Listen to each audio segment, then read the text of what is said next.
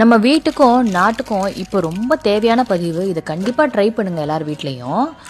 ஒவ்வொரு வீட்டிற்கும் தினமும் குறைந்தது 10 முதல் 20 பிளாஸ்டிக் கவர்கள், அதாவது எண்ணெய் கவர்கள், பால் கவர்கள், மளிகை பைகள், ஷாம்பு, சோப்பு, மேகி, குர்குரே போன்றவை கிடைக்கின்றன. உங்கள் குழந்தைகள் அந்த கவர்களை தினமும் குப்பை தொட்டிலுக்கு போடுவதற்கு பதிலாக இப்போ எப்படி நம்ம உண்டியல்ல காசு போடுறோமோ அந்த மாதிரி தண்ணீர் பாட்டிலில் வைக்குமாறு ஊக்குவிக்குமாறு கேட்டுக்கொள்கிறோம். வாரத்திற்கு ஒரு முறை பாட்டிலை நிரப்பி சரியான மூடியுடன் குப்பை தொட்டியில் வைக்கலாம். இவ்வாறு செய்வதன் மூலம் விலங்குகள் சிதறிய பிளாஸ்டிக் கவர்களை சாப்பிடாது. பிளாஸ்டிக் கழிவுகள் மற்றும் தண்ணீர் பாட்டிலில் முறையாக அப்புறப்படுத்த வாய்ப்பும் கிடைக்கும். குப்பைகளை சேகரிக்க சுகாதாரத்துறைக்கும் வசதியாக இருக்கும். இந்த பாட்டில்களை சுற்றுச்சூழல் மற்றும் செங்கற்களை உருவாக்கவும் பயன்படுத்தலாம். மேலும் பெஞ்சுகள், தொட்டிகள் அல்லது அலங்கார பொருட்களாகவும் செய்யலாம்.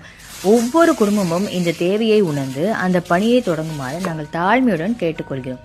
இது வைரலாகும் வரை மற்றவங்களுக்கு ஷேர் பண்ணவும் மறந்துடாதீங்க. வேஸ்ட்டாக குப்பையில் தூக்கி போட்டு மிருகங்கள் சாப்பிட்டு தேவையில்லாமல் அது எங்கெங்கேயோ வேஸ்ட்டுக்கு போய் நம்ம உலகத்தை அழிக்கிறதுக்கு பதில் ஒரு வாட்டர் பாட்டில் உண்டியில் மாதிரி நீங்கள் அந்த பிளாஸ்டிக் கவரை போட்டாலும் குழந்தைங்களுக்கு அது ஒரு ஜாலியான ஆக்டிவிட்டி மாதிரி இருக்கும். நம்மளும் கவரை வெளியில் கரெக்டாக அப்புறப்படுத்துகிற மாதிரியும் இருக்கும்.